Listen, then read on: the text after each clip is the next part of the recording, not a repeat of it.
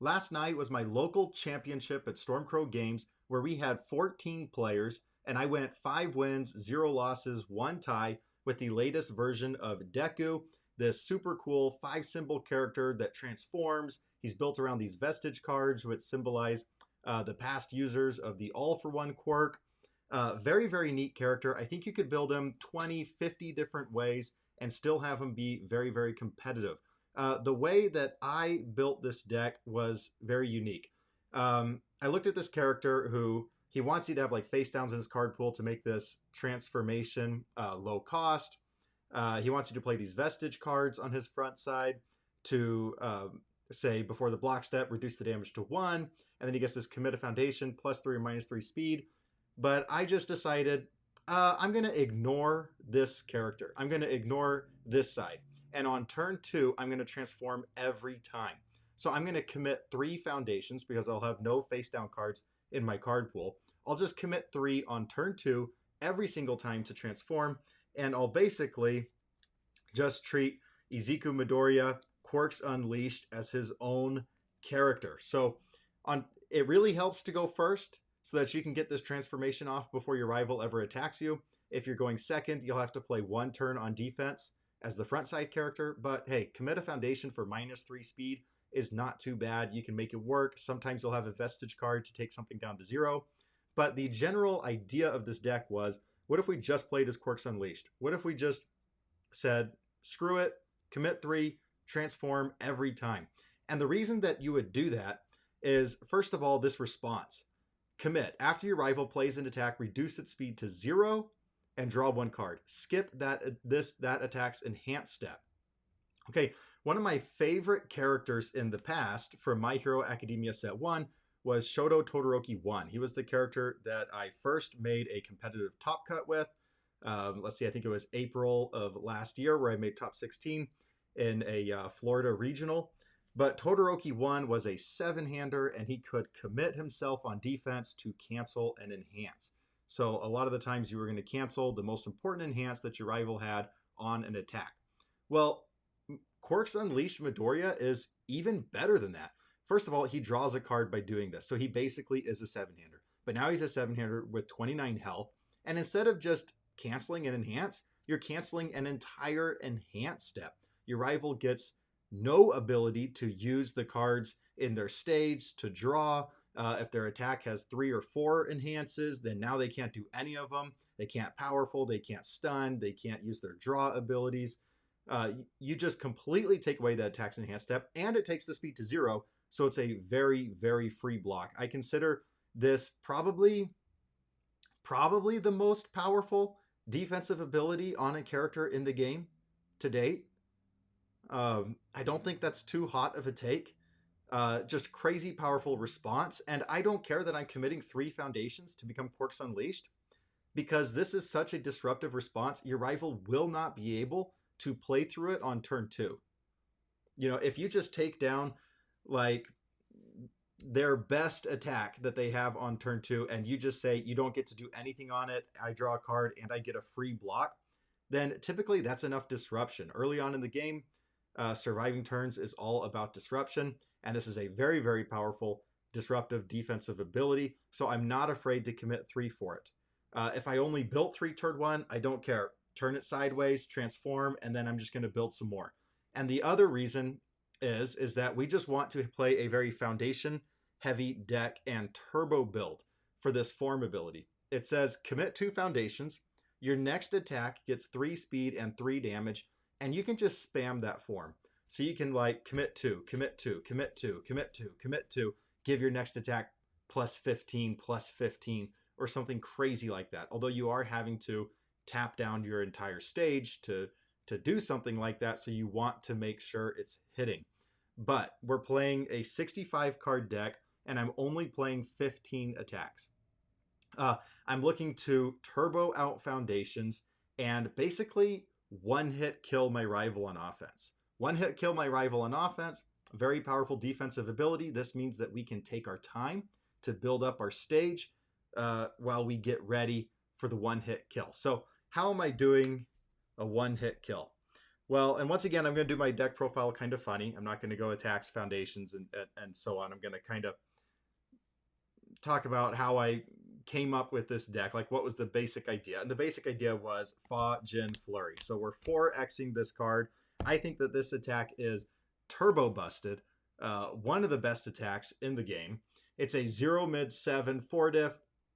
After this attack receives a speed bonus of 3 or greater, add the top card of your deck to your momentum, and it has EX3. So if we use this form, let's say 5 times, I commit 10 foundations, I'm giving plus 15, plus 15. Then I can respond with Fa Jin 5 times, and I can snap 5 momentum because it gets to respond separately to each bonus being given to it. So this is going to be now a 15 speed, 22 damage move. That's lethal for almost any 7-hander in the game. And now I have 5 momentum. So if my rival uses Barrier Shield on me to take the speed down to 0, or they use like Defending Pageant Queen, some other type of speed reset, Fa Jin is immune to that because now we have 5 momentum and we can just say, yeah, let's just 15 more speed for the EX3. This also means that it can pair really well with like vertical maneuvering equipment from this response because you spend a momentum, give it 3 speed, change the zone, respond, get a momentum. So it makes all of your vertical maneuverings in stage completely free. I've seen a lot of people pair it with like Rifle Arm on the air symbol. But what we're doing is we're just pairing it with this form. We're going to make a massive Fa Jin Flurry, and then we're just going to one-hit kill our rivals. Now, obviously, there's a lot to be concerned about here. What if I've said that we're immune to 1 speed reset. They'd have to have double speed resets. We're immune to like 1 Pageant Queen, 1 Barrier Shield. Now, if they have 2 Barrier Shields in hand, 2 Pageant Queens, then we could have some trouble. But there's a lot of other things that could give us trouble. Genkai's Guidance to kick this out. I mean, this guy hates Genkai's Guidance, right? Because you're pouring your stage into 1 attack, and then if they Genkai's Guidance it, then you just wasted all of those resources. Probably can't kill your rival, and you have to hope that you can block enough on hardly any foundations, which, you know, this guy's always good for 2 blocks, just thanks to that defensive ability, but a scary position to put yourself. It's also weak to damage resets, like Referee Jury, for example, taking the damage back to 4. And so we need to play around those weaknesses. So a lot of this deck is making sure that our Fa Jin Flurries don't get messed with. So speaking of the Referee Juries, we have 2 copies of Potato here, and it says flip after your rival plays a non-character ability that would reduce the damage of your attack, cancel it. So if our rival tries to play a Broken Psyche on Fa Jin Flurry, hey, canceled. And this becomes a foundation, which is awesome. And then if they try and play Referee Jury, you can cancel it.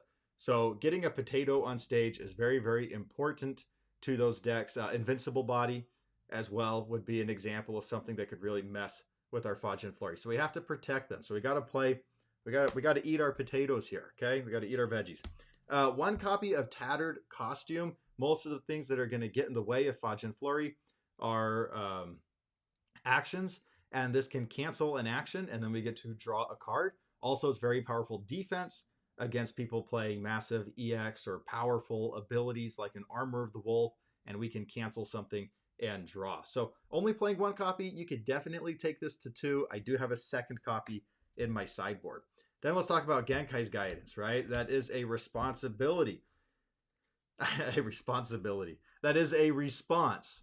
And we have a way to cancel a response on the life symbol, and that is Incredible Display. So we can commit, discard a momentum after your rival plays a non-character responsibility, cancel it. Even if we don't have momentum in our stage at the moment, if we have a ready Incredible Display, we Fa Jin Flurry, we respond for the momentum, and then they respond their Genkai's Guidance, and then we can respond, cancel it. So I did confirm on the rules Discord that the response on Fa Jin Flurry would go off before the response on Genkai's Guidance, meaning that all you need is an Incredible Display in stage. You don't even need momentum at the time to be able to cancel a Genkai's Guidance on it. You could take this up to a 4 if you like. I started off at just a 3. Okay, next up, what about like Cape of No Return? Some sort of asset that could get in the way of this massive attack. Well, we have Young Heroes. Enhance, commit 1 rival asset or foundation. Also, another great defensive card. Discard a card, take a damage bonus down to 0. This saved my life in a couple games when I got it out. Now, what about foundations that could get in the way? You know, like the broken psyches, the defending pageant queens, and things like that. Well, we have a couple different ways here. A Masho concealment to cancel and enhance, and it's an ally, meaning that it can be built in off of command pigeon flock. And we have Lost in Thought to force them to pick something up, and then we can pick something up. Also, helpful defense to make sure we get the right block zone or take away whatever's scariest in there. Like if they have a quick response and we're in deadlock, we can very quickly get rid of that quick response. Okay, so these are all the different ways that the deck has to protect the Fajin Flurry. We're saying here's an 18 for what would that be? 25. An 18 for 25 move. I have answers for your answers. You know, you have to have your answers, and then I have ways to answer your answers on my side as well. But I also need to be able to find the Fajin Flurries. It's a 65 card deck. I only have 4 of this card. So how are we going to consistently find this attack? And that's where 2 copies of Tetra Terror Onslaught come in handy. We should always have the momentum to make this an Echo, and then we can lose 3 health. If it deals damage, we can get any card with a printed difficulty of 4 or less from our discard pile to our hand. So if the time is right, we can go grab a Fajin Flurry. Also, playing 2 copies of Urumeshi's Perseverance. Sorry that the art is slightly different on this. But you get form. We're not Team Urameshi, obviously. But form, remove, discard a momentum, add a card from your discard pile to your hand. This is any card. It could even be, you know, one of the 5 diffs, for example. But most of the time, we're going to use it to go and grab Fajin. Also, you will notice that this is an ally, which brings me to Command Pigeon Flock. We're playing a couple copies of Command Pigeon Flock so that we can build in Urumeshi's Perseverance, and now we have her, and now we can go and find our Fajin Flurry. There's also a lot of allies that we can build off of Pigeon Flock. I already showed Masho Concealment, for example, but in the Dark Deku deck itself, the Challenger deck itself, a lot of the foundations are allies, and we're playing those foundations. So I'll get to those later, but I think my deck out of 65 cards has like 8 foundations that are ally foundations that could be built off of Command Pigeon Flock. This is just a really nice, like, I'm looking to turbo build foundations. So I'm playing a 60% foundation ratio on 65 cards. I have a lot of assets. That's why even though I'm only playing like a 23% attack ratio, I'm also playing like a 15% asset ratio. I'll get into that in a little bit. But I'm still playing a very healthy 60% foundation ratio. I'm trying to turbo build so that I can make this form scarier faster. Command Pigeon Flock is just a great poke on early turns because you'll play it. You don't really care if it's blocked because basically you're just building a foundation from your discard pile. It's just like a 5 diff.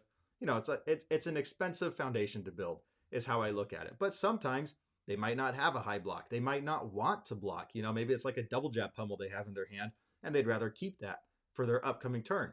Well, you know, that's awesome. Now we get some chip damage in. The Fajin Flurries are a little bit easier to get to lethal, and they can get us started with momentum. So a great poke attack here.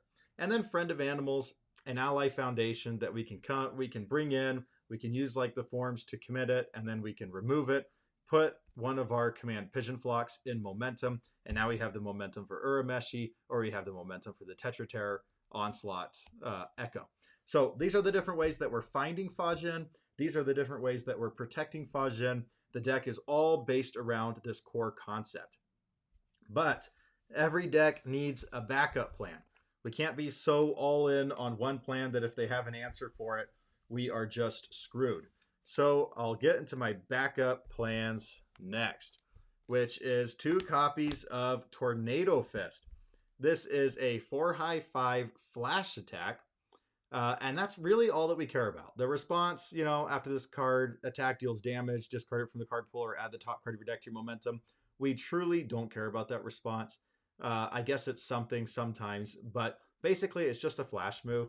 So if we know that our rival's not playing like answers at response speed, like Genkai's Guidance, then even if they have Cape of No Return, even if they have Broken Psyche, even if they have Invincible Body, even if they have Defending Pageant Queen, it does, or even if they have 3 Barrier Shields in hand, heck, 5 Barrier Shields in hand, well, then they're cheating, actually, and you should get a free win for that.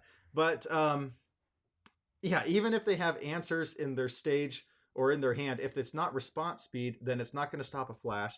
We can just dump our stage into a massive flash and just win the game. I won several games yesterday off of a Tornado Fist. It feels kind of dirty to win this way. Like they might have like 10 ready foundations, and then you just look at your stage. You're like, okay, 3, 6, 9, 12, 15, 18. Count their ready foundations, add 5 for their check. Can I get the speed of this to over that? Yes, I can. Okay, I just win the game. It's just like an auto win condition sometimes. It's incredible. Similar to flash moves, throws are really good in Deku 6 because we can dump 3, 6 damage into a throw, makes for a really good poke. Or if they don't have any throw hate, these can just be game winners.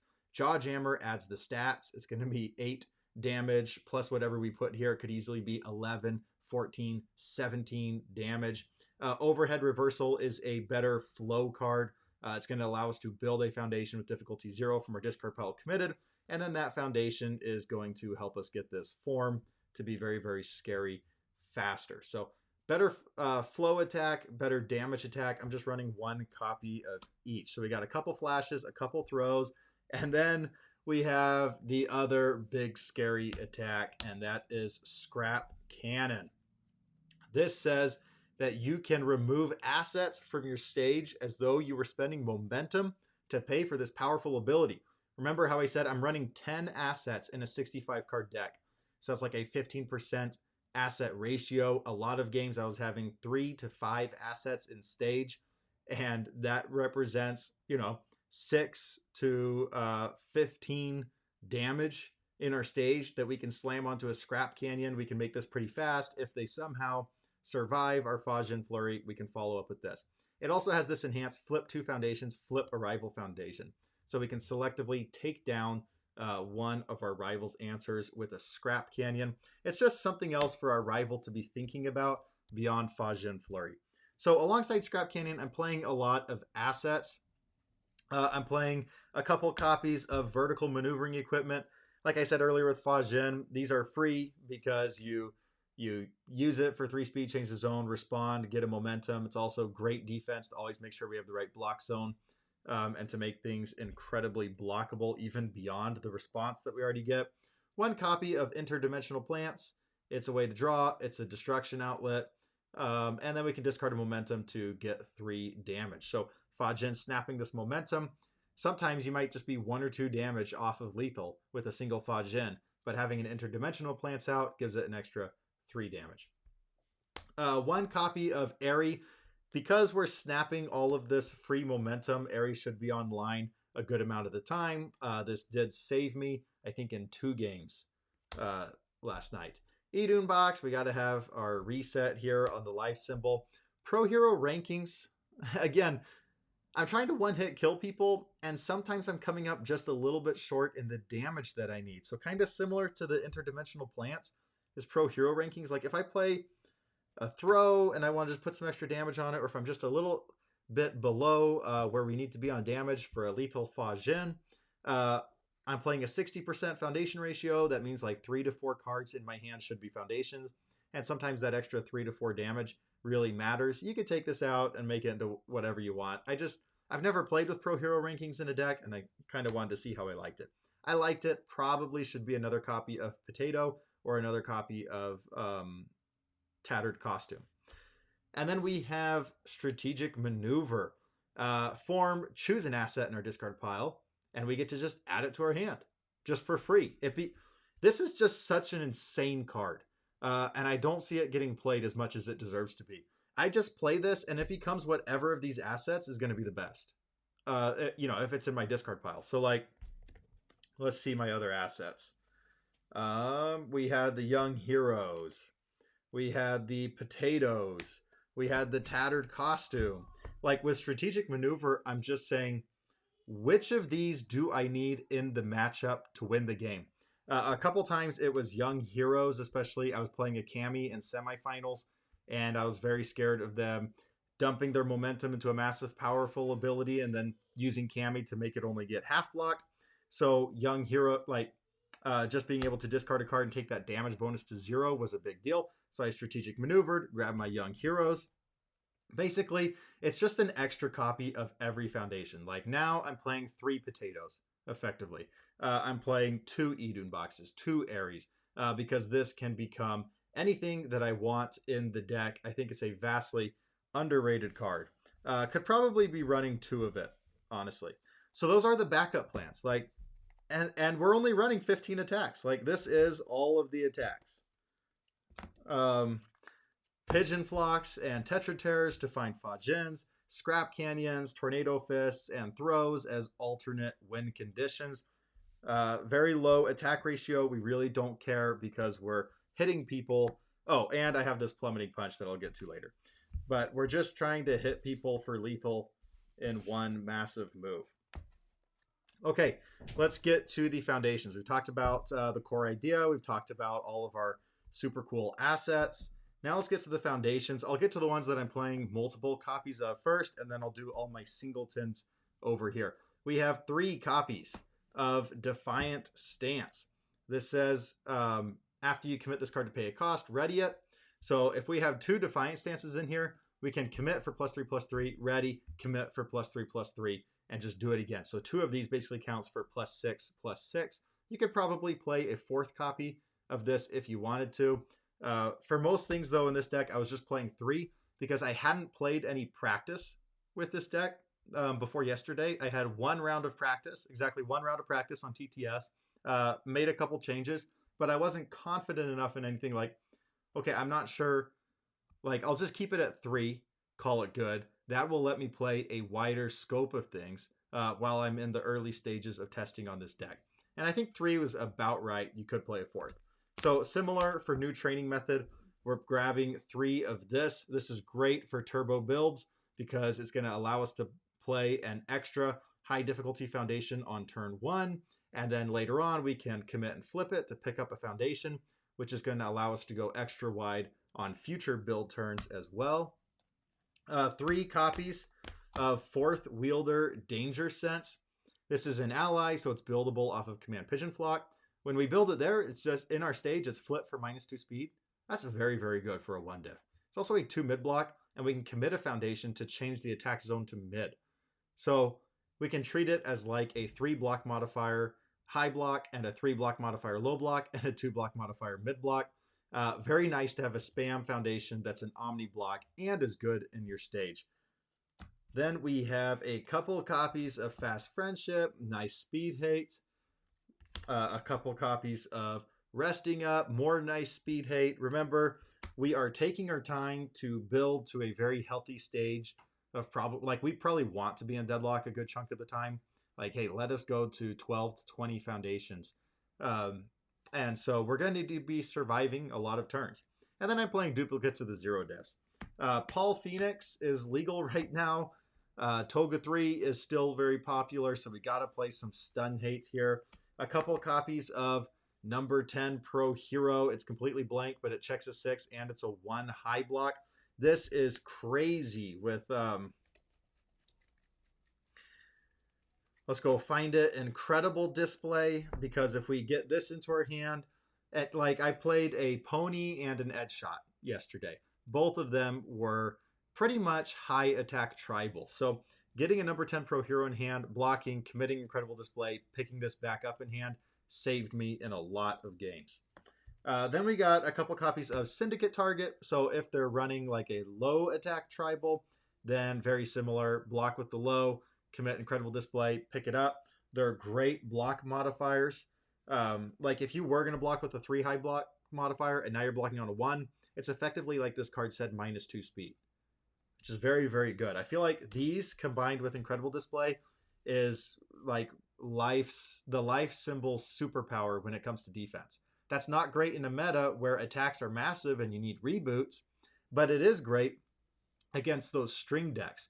And this character on his face solves all of your problems against those massive attack decks like Smiling Titan, because you're just going to reduce it to 0 and get a free block and say, yeah, you're going to have to play another one. And I probably have enough resources on my stage to get 1 honest block in at least. Okay, then I have a lot of single copies of Foundations.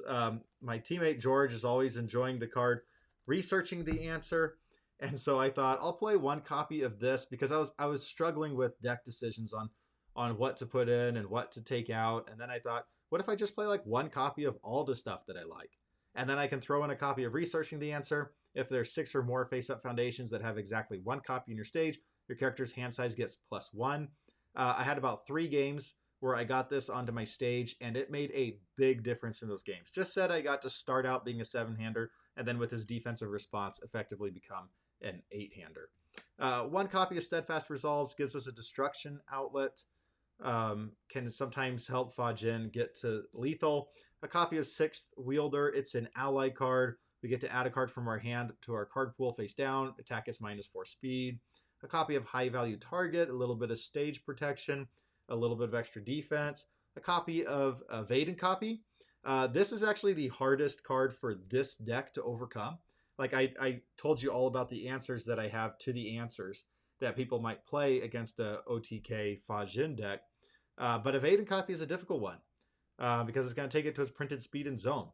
So I expected other people to be playing Deku as well. I thought maybe Fajin will be a pretty popular card. Evade and Copy works incredible with incredible display. Put it down, take it to printed. Fajin is 0, get a free block, pick it back up. Did help me in one of my games. Breaking the Cuffs, destroy, discard a card for +3/+3. I'd probably take this one out. Was just seeing how I liked it. A gift returned. Remember, the secret superpower of the life symbol on defense is using those 6-check, 0 difficulty blocks and using incredible display to pick it up. Well, a gift return says we can pick one up from our discard pile into our hand. So I might not have an incredible display in my hand, flip this, and I go and grab it. Wild Wild Pussycats helps us grab a foundation. It's an ally. We can build it off of Command Pigeon Flock, and then we can immediately use it to grab a foundation into our hand. Vast Strength, incredible defense to blank an attack's abilities. Blood Evaluation, we're snapping momentum off of Fajin. Then we can re-ready Blood Evaluation and draw a card. Might take this to a 2x if I could go back in time. Like, I should take the Breaking the Cuffs out, make it a 4th copy of Defiant Stance, a 2nd copy of Blood Eval, 2nd copy of Researching the Answer. There's a lot of other things that I would have rather had over this, but all of these ones I think were very, very good. I was happy to have them at a 1x in a Researching the Answer deck, which takes me to my final piece, which is Deadlock. I really don't have a lot of Deadlock in this deck, so I'm running 1 copy of Plummeting Punch for the Deadlock. Lose 1 health, flip 1, commit 1, destroy 1. We have ways to pick this up. We can use Urameshi's Perseverance to pick it up. We can use Tetra Terror Onslaught to pick it up. So we're only playing 1 copy, but it feels like it goes a longer way than a 1x does in your deck normally. And then we have 1 copy of Taking the Gloves Off, Deadlock Enhance, flip, destroy a rival foundation. We can get rid of 1 of their answers. Or if they ever commit a really good foundation, we can just flip to flip it. So in a 65 card deck, I'm playing 23 cards at a 1 of in this deck, like the 1 of Overhead, the 1 of Jawjammer, a 1 of a lot of these assets, like the 1 of Strategic Maneuver, the 1 Idun Box, the 1 Pro Heroes. But it's surprisingly very, very consistent. Like, even though we have a lot of 1 ofs, the basic idea, the basic principle of the deck is very, very clear. Turbo out foundations, dump a ton of forms into a massive flash, a massive Fajin, a massive throw, into a massive scrap canyon, and just kill our rival right then and there on the spot. Sometimes when they're still at like 25, 27 health, we just full take them down. So yesterday it was 14 players, but one of them didn't show up. So it was really 13 players, but I'll say 14 because it makes it sound bigger. So in round 1, I played my brother, and he was playing his Chrome Rare Deku 5. So he was using like double jab pummels, Fajins, vertical maneuvering equipments, and he really wasn't running any answers to my deck, so it should have been an easy win. It was an easy win in game 1, but in game 2, I somehow checked 4 attacks in a row on a build, and I went pretty aggressive on my build. Like, I went for Young Pro Heroes first, even though it's a 4 diff. So I went pretty aggressive on my build, checked 4 straight 3s, didn't get a good build off, got kind of punked on turn 2, Things went south very quickly because of that. Um, Lost game 2. In game 3, I forgot that the overtime timer is included in the round timer, so I thought we still had 8 minutes left, and then they called overtime, and I didn't get another turn. So I drew against Patrick in round 1. In round 2, I got paired into the person that didn't show up, so I got a free win. Hey, we take those. Round 3, I got paired into Edge Shot. In game 1, I actually survived because of Potato. Let me go grab it. I blocked with Potato on his attack turn. And then on his next attack, I gained a health and I built this asset because this is playable on defense too. And I ended up surviving the turn at 1 health. So literally was saved by a Potato. And then I killed him with a flash Tornado Fist. Game 2, he took it. Game 3, I committed my entire stage to a massive attack. And he Genkai's Guidanced it. And I didn't have anything ready to cancel the Genkai's Guidance because I hadn't seen Genkai's Guidance at all in game 1, at all in game 2, or in his discard pile. So I thought, hey, maybe he just doesn't play it. But he did play it and absolutely clowned me. I was in a bad spot. I built like 2 or 3 foundations from there, had 2 cards in hand. But, you know, I get a free block. I could still block one other thing realistically. And then he only drew 2 attacks. So I full blocked his Lurker Strike. And then when he played the Titan Cliff, I immediately took its speed to 0 and got the free block of Titan Cliff. So I survived, and then I won on the backswing with either Fajin or Tornado. I can't remember which. Round 4. Okay, I'm on my winning end now. I go against Pony. Yeah, and I win game 1. I take him down all the way from 22 health in 1 hit with the Fajin that snaps like 7 momentum. And he's like, are you serious? Is that the way that really works? And I showed him like where I asked it on the rules questions Discord that like, yes, this is actually how it works. Game 2, he ends up taking it down. Game 3, I barely survive a massive attack turn from him. I had an Airy in stage, and he forgot to use the Pony Speed in time. He forgot to use his Pony Speed on his Falling Skies, and I full blocked his Falling Skies, and then I had an Airy, and so he could realistically only pass 1 more attack. It turns out he didn't have any attacks anyway after that, so even if I hadn't blocked it, I would have been okay. And then I won on the backswing, which took me to the top 4, second place, going into top 4. In the semifinals, I played against Cammy. Cammy was a very difficult matchup because Cammy can just say, hey, before the damage step, take its damage to 0, or something along those lines. Like it's considered completely blocked. One of those two basically says, hey, my 1-hit kill deck is now not allowed to be a 1-hit kill deck. I have to adjust. I have to get to a spot to where I can play 2 or 3 massive attacks in a single turn, get the Cammy response on something, and then push through the wall. So I had to be very, very patient. Like I said, it was important to me to find like young pro heroes to deal with the powerful effects on Cammy. Ended up taking that one in some pretty close matches, 2-0. In the championship, I played against Genkai. I learned very quickly that I was always supposed to use Deku on the Spirit Shotgun before he gives it throw, right? And then I can just full block it. I sighted in some Faith Shields for all the throws that were coming after me. The damage reduction was pretty difficult to get past with the Fajins. So it was kind of like, Cammy, I need to get 2 attacks in here. You know, I need to get like 1 massive attack in, leave myself enough resources to get some solid defense, and then get another big attack in later in the game. So I ended up taking that round 2-1 in some very, very interesting matches. My sideboard came in handy because it is what saved me in the championship, was that I drew one of the copies of Faith Shield I sighted in. I did not know I was going to be going up against the throw deck in the championship, but just in case, I put some Faith Shields in my side. And yeah, it absolutely saved me in the last game. I would have been dead if I didn't have a Faith Shield in my hand on his last attack turn. Then I threw in a couple copies of Evade Copy, just in case other people were on like Fajin decks. I didn't know if it would be a popular thing or not. A couple copies of Cooperation Offer because we have a player that likes to play Mirio. An extra Tattered Costume for, you know, those action decks. An extra Masho Concealment for people who have lots of answers in their stage. And then finally, a couple copies of Welcome to Spaceland. I said earlier, I don't have an answer to Evade Copy in my deck, Well, Spaceland does get around it in the sideboard. It says if there's 10 or more foundations in both players' stages combined, this attack is unblockable. And the enhanced step. So if I'm going up against any character that likes face down foundations, like I'll probably have 2 or 3, right? And so if my opponent has like 7, like let's say they're playing Overhaul, for example, or maybe they're playing Byakko and they're forcing me to have face downs. If I'm playing a face down or Spike, Ochako, Ochako 4, I think it is, that does the face down thing. But if I'm against one of those characters, I'll side in Welcome to Spaceland, and now I can just play the Fajin. Hey, now it's unblockable. Good luck. Evade and copy no longer works against it. So put those in the sideboard. I figured it would be a little too much of a meme to mainboard it. They came in once, I think, but it actually never really came up. I think the one time I put it in, I actually used it to ready face down foundations on defense.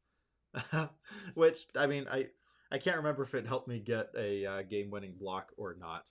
But that is the deck. It was a very, very fun deck to play. It proved the concept that you can just turn 2 transform. You can just ignore this guy and just always transform on turn 2 to the Quirks Unleashed. Defensively felt like a powerhouse. I could tell that my rivals were getting flustered by taking down their best attack and getting a free block and a free draw off on defense every time. Games just feel like non-games where, you survive and then you just say, all right, flash, it's for, lethal flash, good luck, catch. And then, it performed very, very well. Is this a deck that I'm going to continue iterating on in the future? Maybe. It felt A tier, but it's definitely a little susceptible to your rival messing with you. But just the defense felt incredible. The biggest thing that I had a struggle with was those turns where I had like bad builds. Like if I'm going first, I only build 2. Like I just draw something terrible and then mulligan into something terrible. I'm playing a low attack ratio that shouldn't happen. But there was that game where I checked 4 3s in a row on my build turn. I took an aggressive building line. Then it took me an extra turn to transform. I was just way behind. I'm playing like 4 vestige cards, so like this response is almost never online. Sometimes, but almost never. So you do want to make sure that you have a very good build, in the early game so that you can transform on turn 2 every time. The hardest games that I had yesterday were the games where it was difficult for me to transform. But 90% of the time, transforming on turn 2 was not an issue. And as soon as you transform into this guy, you just feel super safe. Well, that is going to do it for me. I think UVS Games is actually sending me one of these decks in the mail to open up and turn into a video. So you'll have that to look forward to in the next couple days whenever it gets here. I do have some more reveals for Attack on Titan 2. Some ultra rares. They let me look at some ultra rares and actually choose the ones I wanted to reveal. So I chose 2 incredible ones, a very cool attack and a very cool action. I think they might give me some like commons and uncommons to reveal with those as well. And then I'll be doing my Atlanta regional recap. I have it all ready to go. But I spent so much of this week instead of thinking about Atlanta. Hey, I don't get the luxury of getting to live in the past. I have to live in the now because I need these 10 points to get to Worlds. So this puts me at 76 championship points, which I think is a good position. We'll just have to see. I'm hoping there's not going to be a lot of people out there like just gifting points to people. Like, hey, he's at 60 points. Let's just give him the win so that he can get to, 70 or 80. Like, I know there's a lot of people out there with tons of locals, and I'm hoping there's not like too much stuff like that because I'm right on the cusp at 76 points, and that is with me. I think I have topped every local qualifier and local championship I've played in, gotten at least top 4 in, and I've gotten top 32 at all 3 in-person regionals, and I'm still on the bubble because I don't have a lot of locals. So that's a whole rant that I could get into. I'm not too happy with how the championship points are done, but I'm at 76. I think I'm on the bubble. I think I can get in. Good content coming later this week. I'll see you guys next time.